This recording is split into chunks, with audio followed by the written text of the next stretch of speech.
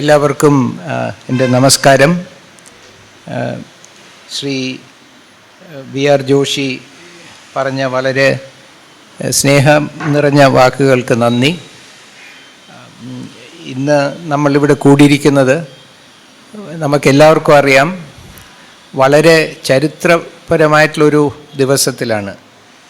March 4 തീയതി 1925 ഇതേ ദിവസം സൂക്ഷ്മമായി 100 വർഷം മുമ്പ് ആലുവയിൽ ഗുരുദേവൻ്റെ സാന്നിധ്യത്തിൽ അദ്ദേഹം വിളിച്ചുകൂട്ടിയ സർവമത സമ്മേളനം സമാപിച്ചു. ആ ദിവസം തന്നെ നമ്മൾ കൂടി ആ ആലുവ സന്ദേശത്തിൻ്റെയും അദ്ദേഹത്തിൻ്റെ ദർശനത്തിനെയും ദൗത്യത്തിനെയും നമ്മൾ വീണ്ടും ഓർക്കണം. അതിനോടുള്ള നമ്മുടെ പ്രതിബദ്ധത വീണ്ടും നമ്മൾ പുതുക്കണം എന്നുള്ളൊരു ആഗ്രഹത്തോടെയാണ് നമ്മളിവിടെ നിൽക്കുന്നത്. പക്ഷേ ഇത് ഗുരു 1925 ഈ ആലുവ സർവമത സമ്മേളനം കഴിഞ്ഞ് 7 മാസത്തിനുള്ളിൽ ഈ ശ്രീ ജോഷി പറഞ്ഞതുപോലെ ശ്രീ C.V. കുഞ്ഞിരാമനുമായിട്ടുള്ള ഒരു സംവാദം കേരള കൗമുദിയിൽ പബ്ലിഷ് ചെയ്തു ഒക്ടോബർ 8 തീയതി 1925.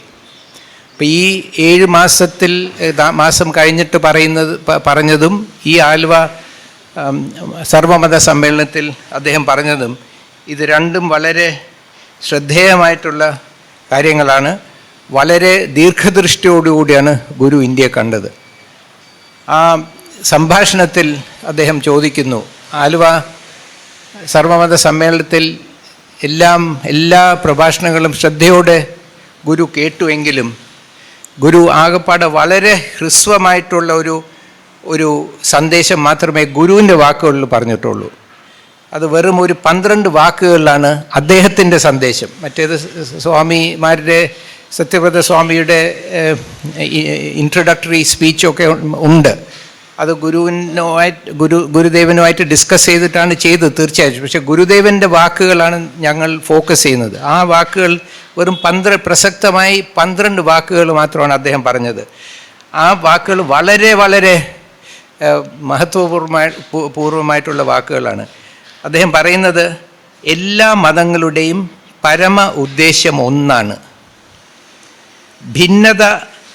ഭിന്നമത അനുയായികൾ തമ്മിൽ കലഹിച്ചിട്ട് ആവശ്യമില്ല. ഇതാണ് അദ്ദേഹം പറയുന്നത്. ഇതാണ് അദ്ദേഹത്തിൻ്റെ സന്ദേശം. അപ്പം ഇതിനെക്കുറിച്ച് ആലോചിച്ച് കഴിഞ്ഞാൽ അദ്ദേഹം ഇതിനെ പല വിധത്തിലും നമുക്ക് കാണാം. ഏറ്റവും പ്രധാനമായിട്ട് എൻ്റെ പരിമിതമായ അറിവിൽ ഞാൻ കാണുന്നത്, അദ്ദേഹം പറയുന്നത് ഈ സംഘർഷത്തിൽ ആധ്യാത്മികമായിട്ടുള്ളൊരു അടിസ്ഥാനം ഇല്ല എന്നാണ് പറയുന്നത്. ഈ പ്രസംഗങ്ങളെല്ലാം കേട്ടു. എന്നിട്ട് അദ്ദേഹം പറയുകയാണ്, എല്ലാ മതങ്ങളുടെയും പരമ ഉദ്ദേശ്യം ഒന്നാണ്. ആധ്യാത്മിക പശ്ചാത്തലത്തിൽ, ദൃഷ്ടികോണത്തിൽ. അതുകൊണ്ട് ഭിന്നമത അനുയായികൾ തമ്മിൽ കലഹിച്ചിട്ട് ആവശ്യമില്ല എന്നാണ്. അപ്പോൾ ഇതിൻ്റെ സത്യം അറിയണമെങ്കിൽ നമ്മൾ ഉദാഹരണത്തിൽ ഈ രാമകൃഷ്ണ മിഷൻ്റെ ഒരു സ്റ്റേറ്റ്മെൻ്റ് ഉണ്ട്. രാമകൃഷ്ണ മിഷൻ പറയുന്നു, ഞാനൊന്ന് 2-3 വരി വായിക്കാം. അപ്പോൾ എന്താണ് മതസംഘർഷത്തിൻ്റെ ഉള്ളടക്കമെന്ന് ഗുരുവിൻ്റെ ഈ വാക്കുകളും രാമകൃഷ്ണ മിഷൻ്റെ വാക്കുകളും കൂടെ നോക്കിയാൽ നമുക്ക് വളരെ വ്യക്തമാകും. അപ്പോൾ ഗുരു പറയുന്നത് എന്താണ്?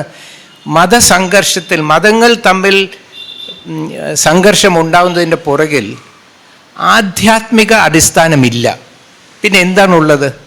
സാമൂഹിക അടിസ്ഥാനം, രാഷ്ട്രീയ അടിസ്ഥാനം, സാമ്പത്തിക അടിസ്ഥാനം. പക്ഷെ ആധ്യാത്മിക അടിസ്ഥാനമില്ല മതങ്ങൾ തമ്മിൽ. അത് എന്തുകൊണ്ടാണ് നമ്മൾ കുറച്ചുകൂടെ ഡീറ്റെയിൽഡായിട്ട് നമുക്ക് സംസാരിക്കാം. രാമകൃഷ്ണ മിഷൻ പറയുന്നു, AD 11-ാം നൂറ്റാണ്ട് വരെ വേദാന്തത്തിന്, അപ്പോൾ വേദാന്തം എന്നാണ് പറയുന്നത്, ഹിന്ദുയിസം എന്നല്ല, വേദാന്തത്തിന് അഭിമുഖീകരിക്കേണ്ടി വന്ന വെല്ലുവിളികൾ ആന്തരികമായിരുന്നു. ഇവ പ്രധാനമായും ബുദ്ധമതം, ജൈനമതം എന്നിവയിൽ നിന്നും വേദാന്തത്തിലെയും ഹിന്ദുമതത്തിലെ ഓരോ വിഭാഗങ്ങളിലെയും ഭിന്നതകളിൽ നിന്നാണ് വന്നത്. 11-ാം നൂറ്റാണ്ട് മുതൽ ഇസ്ലാം ഇന്ത്യൻ സമൂഹത്തിൽ വലിയ രീതിയിൽ സ്വാധീനം ചെലുത്താൻ തുടങ്ങി.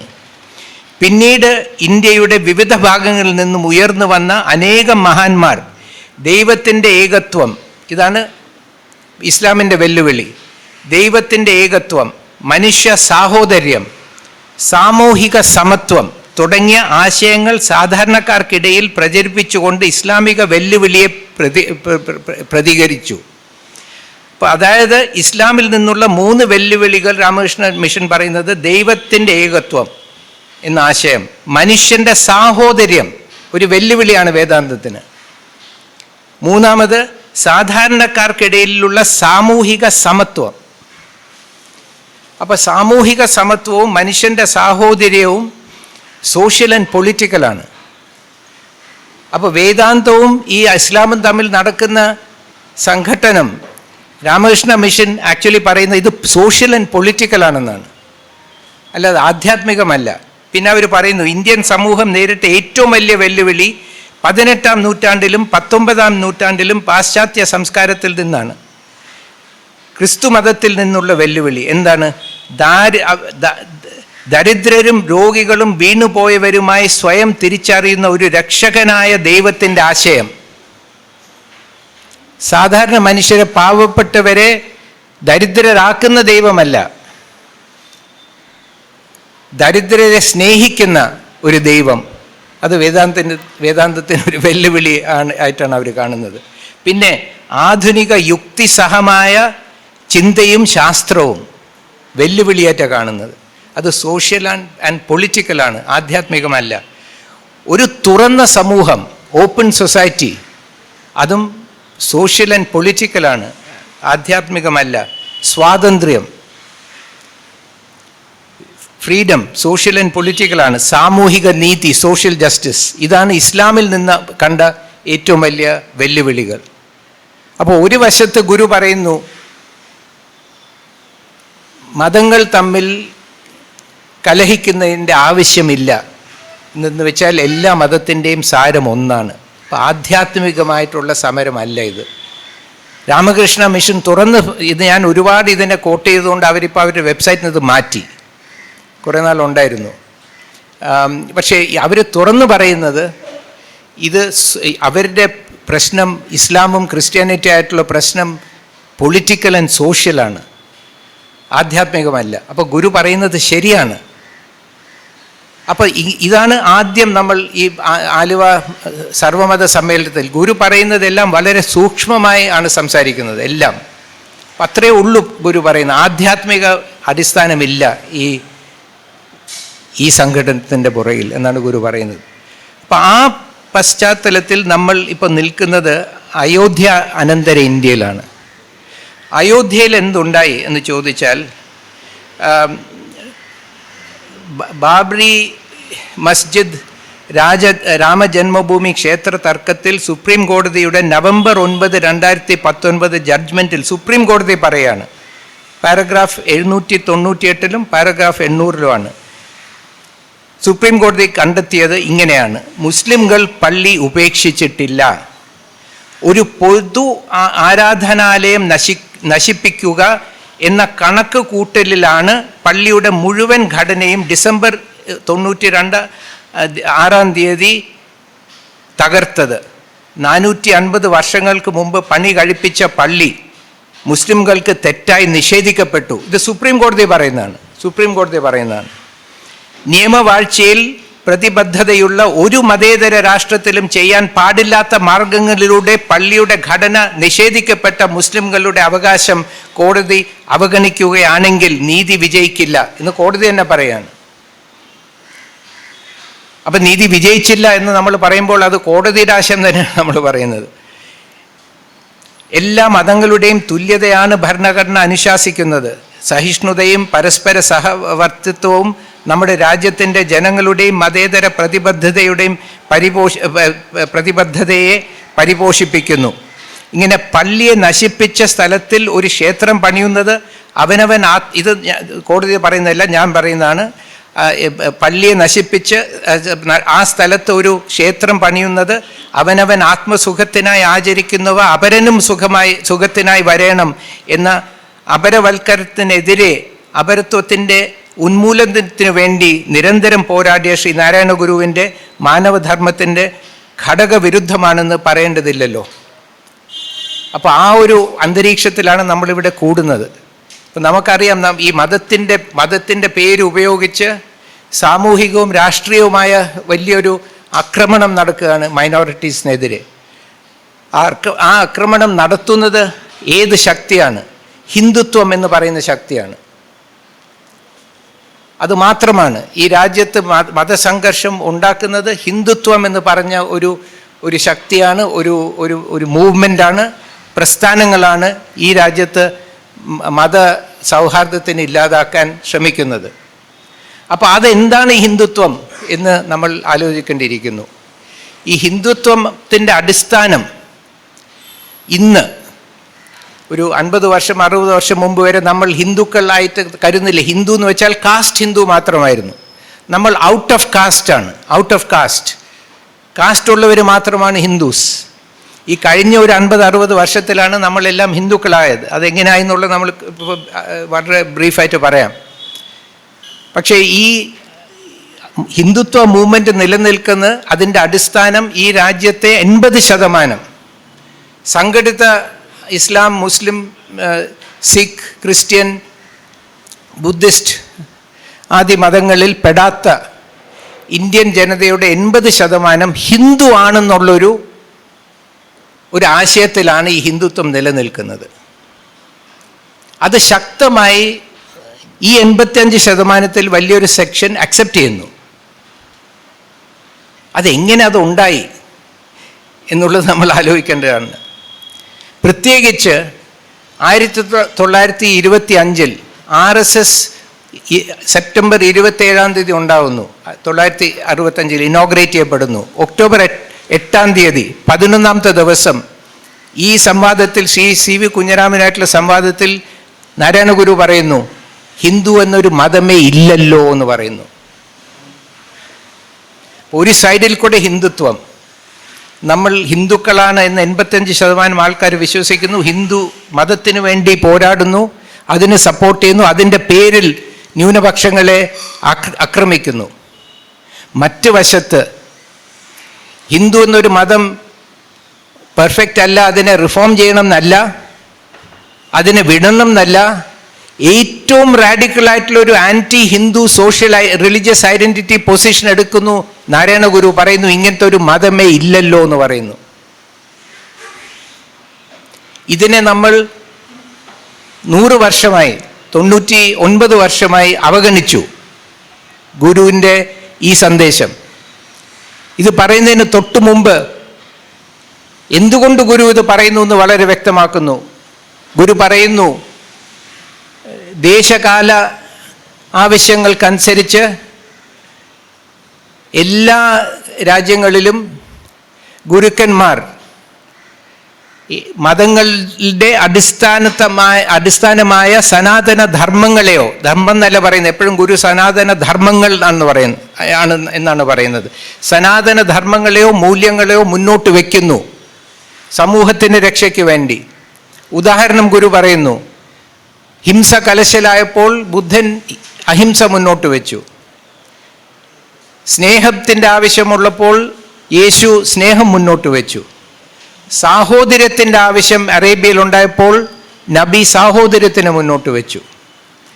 ഇത് മൂന്നും പറഞ്ഞുകൊണ്ട് ആ തലത്തിൽ നിന്നുകൊണ്ട് ബുദ്ധൻ്റെയും യേശുവിൻ്റെയും നബിയുടെയും തലത്തിൽ നിന്നുകൊണ്ട് ഗുരു ചോദിക്കുന്നു, ഇന്ത്യക്ക് ഇന്ന് എന്താണ് ആവശ്യം എന്ന് ചോദിക്കുന്നു. ഭാരതത്തിൽ നിന്നല്ല, ഇന്ത്യക്ക് ഇന്ന് എന്താണ് ആവശ്യം എന്ന് ചോദിക്കുന്നു. എന്നിട്ട് ഗുരു ഉത്തരം പറയുന്നു, 1925 ഇന്ത്യക്ക് ഇന്ന് ആവശ്യമുള്ളത് ജാതിയുടെയും മതത്തിൻ്റെയും പേരിലുള്ള മത്സരത്തിൽ നിന്നും വിമോചനം. അപ്പോൾ ഗുരു മുൻകാണുന്നു എന്താണ് ഇന്ത്യയിൽ സംഭവിക്കാൻ പോകുന്നത്. വലിയൊരു സംഘർഷമുണ്ടാകാൻ പോവുകയാണ് ജാതിയുടെയും മതത്തിൻ്റെയും പേരിൽ. ഇന്ന് നമുക്കൊരു വാർണിംഗ് തരികയാണ് ഗുരു. എന്നിട്ട് അത് കഴിഞ്ഞിട്ട് ഗുരു എക്സ്പ്ലെയിൻ ചെയ്യുന്നു എന്താണ് ഹിന്ദു എന്ന് വെച്ചാൽ, ഹിന്ദു എന്നുള്ളൊരു കോൺസെപ്റ്റിൽ നിന്നാണ് ഈ അപകടം വരാൻ പോകുന്നതെന്ന് ഗുരുവിന് വളരെ വ്യക്തമാണ്. അപ്പൊ ഈ ചോദ്യം ചോദിച്ചിട്ട് ഗുരു പറയുന്നു എന്താണ് മതം? ഗുരു പറയുന്നു രാമന്റെയും കൃഷ്ണന്റെയും മതം ഒന്നല്ല. മതം എന്ന് വെച്ചാൽ അഭിപ്രായമാണ്. രാമന്റെയും കൃഷ്ണന്റെയും മതം ഒന്നല്ല. അന്ന് 20 കോടി സോ കോൾഡ് ഹിന്ദുക്കളുണ്ട്. ഗുരു പറയുന്നു 20 കോടി മതങ്ങളുണ്ടെന്ന് പറയുന്നു. മുസ്ലിം ആയാലും ക്രിസ്ത്യൻ ആയാലും ഏതായാലും ഈ ഗ്രന്ഥം അല്ലെങ്കിൽ പ്രവാചകൻ ഒരു സോഴ്സാണ്. ആ സോഴ്സിൽ നിന്നും നമ്മൾ ഓരോരുത്തരും ഓരോ വിധത്തിൽ ഇത് മനസ്സിലാക്കും. അപ്പോൾ ഗുരു പറയുന്നത് മതം നിലനിൽക്കുന്നത് ഒരു ഗ്രന്ഥത്തിലോ ഒരു പ്രവാചകന്റെ പ്രവചനത്തിലല്ല, വ്യക്തികളുടെ മനസാക്ഷിയിലും ബുദ്ധിയിലുമാണ് ആക്ച്വലി അത് നിലനിൽക്കുന്നത്. അതുകൊണ്ട് പറയുന്നു മതം എന്ന് വെച്ചാൽ വ്യക്തിയുടെ അഭിപ്രായമാണ്. അങ്ങനെ പറഞ്ഞിട്ട് ഗുരു പറയുന്നു ഹിന്ദു എന്നുള്ളൊരു മതം ഒരു 11 മതങ്ങളുടെ പൊതുപേരാണെന്ന് പറയുന്നു. ആദ്യം ഇത് ഈ ഭൂഖണ്ഡത്തിലുള്ള ആൾക്കാരെ, പുറത്തുള്ള ആൾക്കാരെ വിവരിക്കാൻ ഉപയോഗിച്ച ഒരു വാക്കാണ് ഹിന്ദു. പക്ഷെ ഇന്നത് 11 മതങ്ങളുടെ പൊതുപേരാണെന്ന് ഗുരു പറയുന്നു. ആ 11 മതങ്ങളെ ഗുരു ലിസ്റ്റ് ചെയ്യുന്നു. എന്തൊക്കെയാണ് ഈ 11 മതങ്ങൾ? വൈദിക മതം, പൗരാണിക മതം, ശൈവ മതം, വൈഷ്ണവ മതം, അദ്വൈത മതം, വിശിഷ്ട അദ്വൈത മതം, ദ്വൈത മതം, ശാക്തേയ മതം, വൈശേഷിക മതം, സാഖ്യമതം, മീമാംസ മതം. 11 മതങ്ങൾ ഗുരു ലിസ്റ്റ് ചെയ്യുന്നു. എന്നിട്ട് പറയുന്നു ഈ 11 മതങ്ങളുടെ പൊതുപേരാണ് ഹിന്ദു. സെമിറ്റിക് എന്ന് പറഞ്ഞാൽ 3 മതങ്ങളുടെ പൊതുപേരാണ് സെമിറ്റിക്. നമുക്കറിയാമല്ലോ, ക്രിസ്ത്യൻ, ജൂയിഷ് അല്ലെങ്കിൽ മുസ്ലിം, ഇസ്ലാം, ഇതിൻ്റെ ഈ 3 മതങ്ങളുടെ പൊതുപേരാണ് സെമിറ്റിക്. കാരണം ആ ഒരു ഏരിയയിൽ നിന്ന് ഉത്ഭവിച്ചു. അവർ ചില സാമാന്യതകളുണ്ട്, ഒരുപാട് വിഭിന്നതകളുണ്ട്. ഗുരു പറയുന്നു ഈ 11 മതങ്ങളിൽ സാമാന്യതകളുണ്ട്, പക്ഷെ വളരെ ശക്തമായിട്ടുള്ള വിഭിന്നതകളുണ്ട്. ദ്വൈതത്തിലും അദ്വൈതത്തിലും ഒരുമിച്ച് വിശ്വസിക്കാൻ പറ്റില്ല. വിശിഷ്ട അദ്വൈതത്തിലും ഒരേ സമയത്ത് വിശ്വസിക്കാൻ പറ്റില്ല. വൈഷ്ണവ മതത്തിലും ശൈവ മതത്തിലും ഒരേ സമയത്ത് വിശ്വസിക്കാൻ പറ്റില്ല. അപ്പോൾ വിഭിന്നതകളുണ്ട്, വളരെ ഇർറിക്കൺസിലബിൾ ആയിട്ടുള്ള വിഭിന്നതകളുണ്ട്. അതുപോലെ തന്നെ സെമിറ്റിക് ആണെങ്കിൽ ഞാൻ ക്രിസ്ത്യനാണ്, മുസ്ലിമാണ്, ജൂയിഷാണെന്ന് പറയാൻ ഒക്കില്ല. എന്ന് വെച്ചാൽ മുസ്ലിം ഈ നബി പ്രോഫറ്റ് ആണെന്ന് ജൂവും ക്രിസ്ത്യനും അക്സെപ്റ്റ് ചെയ്യുന്നില്ല. ജീസസ് പ്രോഫറ്റ് ആണെന്ന് ജൂ അക്സെപ്റ്റ് ചെയ്യുന്നില്ല. നബി പ്രോഫറ്റ് ആണെന്ന് ക്രിസ്ത്യനും ജൂവും അക്സെപ്റ്റ് ചെയ്യുന്നില്ല. അപ്പം ചില ഇർറിക്കൺസിലബിൾ ഫണ്ടമെന്റൽ ഡിഫറൻസസ് ഉണ്ട് ഇവർ തമ്മിൽ. പക്ഷേ ഒരു ഗ്രൂപ്പാണ്. പക്ഷെ ഈ ഒരു മതത്തിൽ പെടാതെ സെമൈറ്റിക് ആണെന്ന് എനിക്ക് പറയാൻ ഒക്കില്ല. ഞാൻ ഇതിൽ 3ലും വിശ്വസിക്കുന്നു, ഞാൻ സെമിറ്റിക് ആണ്, അല്ലെങ്കിൽ ഞാൻ വൈഷ്ണവനാണ്, ഞാൻ സെമിറ്റിക് ആണെന്ന് പറയാൻ ഒക്കില്ല. ഈ ഏതെങ്കിലും ഒരു മതത്തിൽ ഞാൻ വിശ്വസിക്കുന്നുണ്ടെങ്കിൽ മാത്രമേ ഞാൻ സെമിറ്റിക് ആണെന്ന് പറയാൻ ഒക്കുള്ളൂ.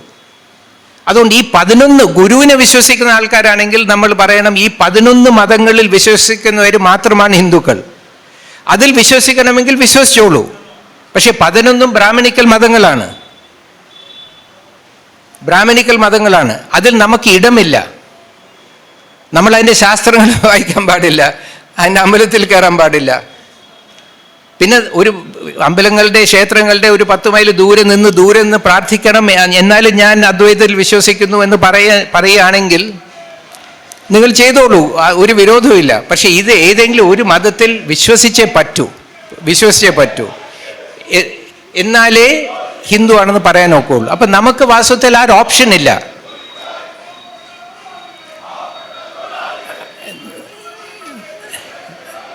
ഒരു മിനിറ്റ് വെയിറ്റ് ചെയ്യാമല്ലേ? അതെ. അപ്പോൾ അങ്ങനെയാണെങ്കിൽ നമ്മൾ ഹിന്ദുക്കളാണെന്ന് വാസ്തവത്തിൽ പറയുന്നത് ശരിയല്ല എന്നാണ് പറയുന്നത്. നമ്മൾ സെമിറ്റിക് ആണെന്ന് പറയുന്ന പോലെയാണ്. അത് തെറ്റാണ്. അതല്ലെങ്കിൽ നമ്മൾ എന്താണ്? നമ്മുടെ ആധ്യാത്മികത എന്താണ്? ഈ 85% ആൾക്കാരുടെ ആധ്യാത്മികത എന്താണെന്ന് വെച്ചാൽ നമ്മൾ എല്ലാത്തിനെയും പൂജിക്കും, എല്ലായിടത്തും തൊഴും.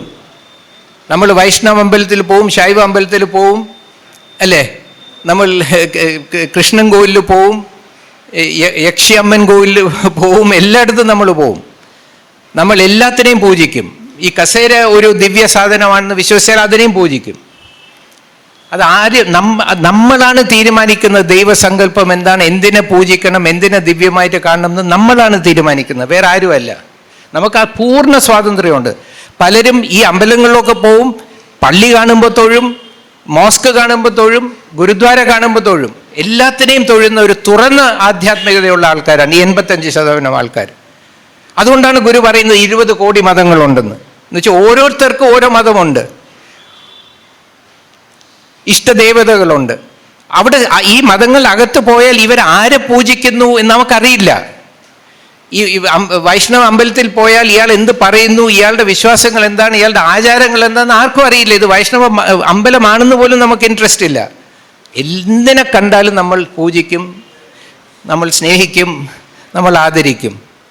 ഇത് വാസ്തവത്തിൽ ഒരു വളരെ എലിവേറ്റഡ് ആയിട്ടുള്ള, വളരെ ഒരു ഉയർന്ന ഒരു ആധ്യാത്മികതയാണ്. എൻ്റെ അഭിപ്രായത്തിൽ തുറന്നൊരു ആധ്യാത്മികതയാണ്.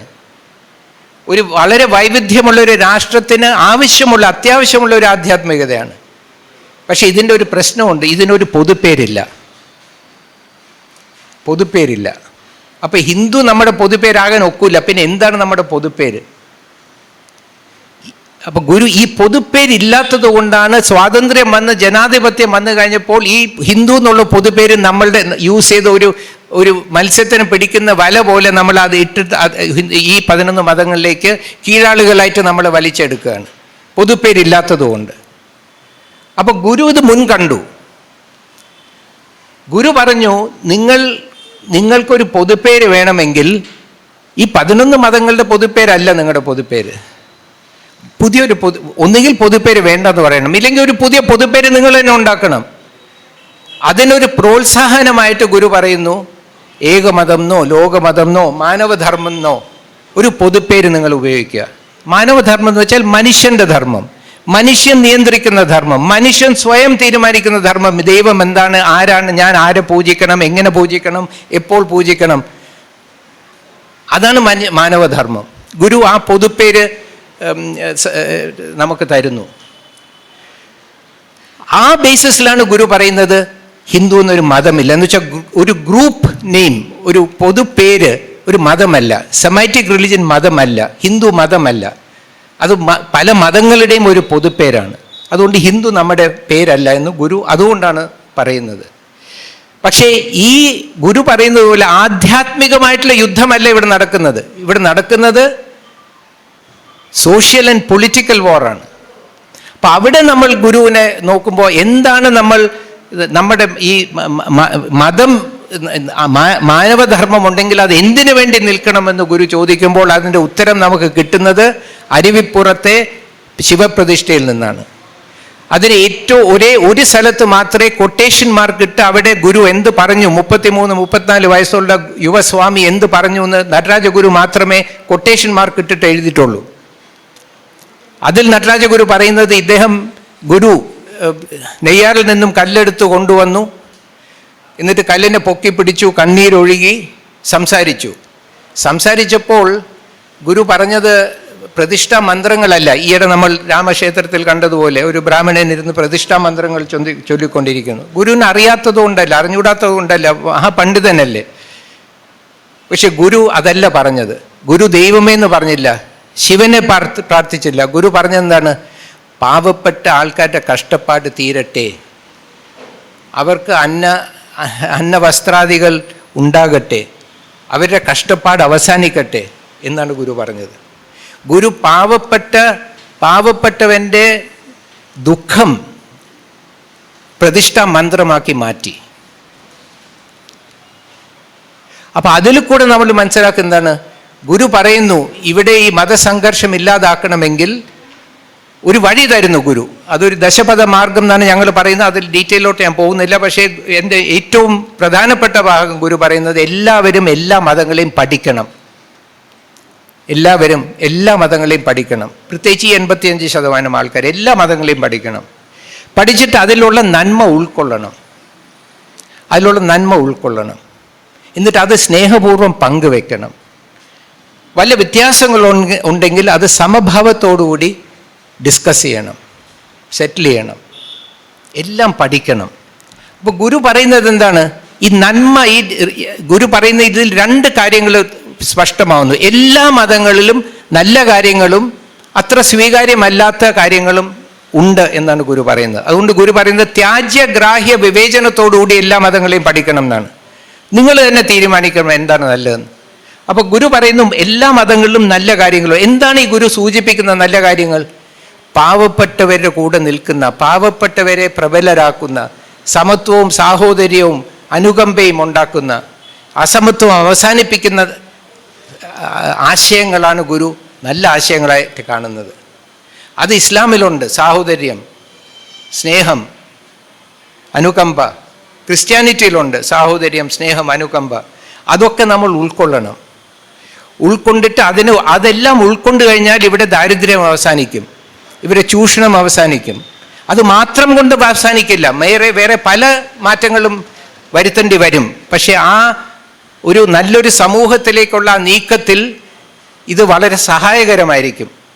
മാത്രമല്ല, നമ്മളെല്ലാവരും ഈ നല്ല പാവപ്പെട്ടവരെ കൂടെ നിൽക്കുന്ന ജനാധിപത്യപരമായിട്ടുള്ള, ഇവിടെ ഒരു ചൂഷണത്തിന് അവസാനിപ്പിക്കാൻ സാധ്യതയുള്ള മത ആശയങ്ങളെ നമ്മൾ ചേർത്ത് പിടിച്ച് നമ്മൾ ഒന്നിച്ചു നിൽക്കുകയാണെങ്കിൽ ഇവിടെ വലിയൊരു കീഴാള മതസൗഹാർദ്ദം ഉണ്ടാകും. നമ്മളൊരു ഹിന്ദു, സോക്കോൾഡ് ഹിന്ദു ഒരു മുസ്ലിമിനെ കാണുമ്പോൾ, ക്രിസ്ത്യനെ കാണുമ്പോൾ ഉടനെ അവരെ കാണേണ്ടത് എന്താണ്? സാഹോദര്യമാണ്, സ്നേഹമാണ്. ആ സാഹോദര്യം, സ്നേഹവും നമുക്ക് വേണ്ട കാര്യങ്ങളാണ്. നമ്മൾ അതിനു വേണ്ടി നമ്മുടെ സമൂഹത്തിൽ, ഈ ഇന്ത്യൻ സമൂഹത്തിലും നമ്മുടെ സമുദായങ്ങളിലൊക്കെ നമ്മൾ പോരാടുകയാണ്. സ്ത്രീകളായാലും ബാക്കി കീഴാളുകളായാലും നമ്മൾ ഈ ഒപ്രഷനെതിരെ സ്ട്രഗിൾ ചെയ്യാണ്. അപ്പോൾ ആ ഒപ്രഷൻ്റെ എതിരെ സ്ട്രഗിൾ ചെയ്യുന്ന മറ്റ് മതങ്ങളിൽപ്പെട്ട ആൾക്കാരും നമ്മൾ ഒന്നിച്ചു നിൽക്കുകയാണെന്നുള്ള ബോധ്യം നമുക്കുണ്ടാകും. ഒരു സ്ട്രഗിൾ തന്നെയാണ്. ഇതിലുള്ള 99% ആൾക്കാരും ഒരു രക്തമാണ്, ഒരു ബാക്ക്ഗ്രൗണ്ടാണ്. പക്ഷെ നമ്മളെ കൊണ്ട് അങ്ങോട്ടും ഇങ്ങോട്ടും പരസ്പരം വേർതിരിച്ച്, പരസ്പരം കലഹിപ്പിച്ച് അവർ ഈ ഒളിഗാർക്കി അധികാരത്തിൽ നിൽക്കുകയാണ്. അപ്പം ഇന്ന് നമ്മളിവിടെ കൂടിയിരിക്കുന്നത് ഒരു ഗുരുവിൻ്റെ ദർശനത്തിലുള്ള ഒരു അപൂർവമായിട്ടുള്ളൊരു സർവമത സമ്മേളനമാണ്. നിങ്ങളിവിടെ നോക്കുമ്പോൾ മത നേതാക്കന്മാരില്ല, പ്രവാചകന്മാരില്ല, ബിഷപ്പുമാരില്ല. ഈ എല്ലാ മതങ്ങളിലും കീഴാളുകളുടെ കൂടെ നിൽക്കുന്ന ആൾക്കാരാണ് ഇവിടെ ഇരിക്കുന്നത്. പക്ഷെ നമ്മുടെ ഒരു സ്ട്രഗിളാണ്. മതത്തിൻ്റെ ഉള്ളിലായാലും സമുദായത്തിൻ്റെ ഉള്ളിലായാലും ഈ ഇന്ത്യൻ രാഷ്ട്രത്തിലായാലും ഒരു സ്ട്രഗിളാണ്. ആ സ്ട്രഗിളിനെ സപ്പോർട്ട് ചെയ്യുന്ന ഭരണഘടനയാണ് ഇപ്പോൾ അറ്റാക്ക് ചെയ്യുന്നത്. ഈ ഓളിഗാർക്കി ഇല്ലാതാക്കുകയാണ്. അത് നമ്മളുണ്ടാക്കിയ ഭരണഘടനയാണ്. അപ്പം നമ്മളെല്ലാവരും ഒന്നിച്ചു നിന്ന് ഒരു കീഴാളുകൾ തമ്മിലുള്ള ഒരു സർവമത സമ്മേളനം എങ്ങനെ നമുക്ക് ഒന്നിച്ച് നിൽക്കാം, എങ്ങനെ നമുക്ക് കൈകോർക്കാം, ഒരു നല്ലൊരു സമൂഹം, ഒരു നല്ലൊരു രാഷ്ട്രം ഈ ഭരണഘടനയിൽ എഴുതി വച്ചിരിക്കുന്ന ആ സ്വപ്നം എങ്ങനെ നമുക്ക് ആക്കാം എന്ന് നമ്മൾ ഡിസ്കസ് ചെയ്യാനാണ് നമ്മളിവിടെ വന്നിട്ടുള്ളത്.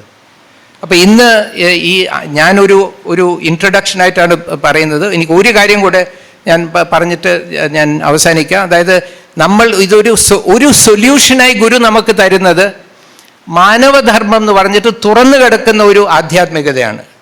ആരെയും ശത്രുവായി കാണാത്ത, ആരെയും അപരനായി കാണാത്ത, നമുക്കിഷ്ടമുള്ള ഏത് ആധ്യാത്മികതയും സ്വീകരിക്കാൻ നമുക്ക് സ്വാതന്ത്ര്യമുള്ള, ഭരണഘടനയിൽ പറയുന്ന സദാചാരത്തിനെ പുലർത്തുന്ന, സ്വാതന്ത്ര്യം, സമത്വം, സ്വാഭിമാനം, സാഹോദര്യം ഇത് പുലർത്തുന്ന ഒരു ആധ്യാത്മിക അപ്രോച്ചാണ് ശ്രീനാരായണ മാനവധർമ്മം.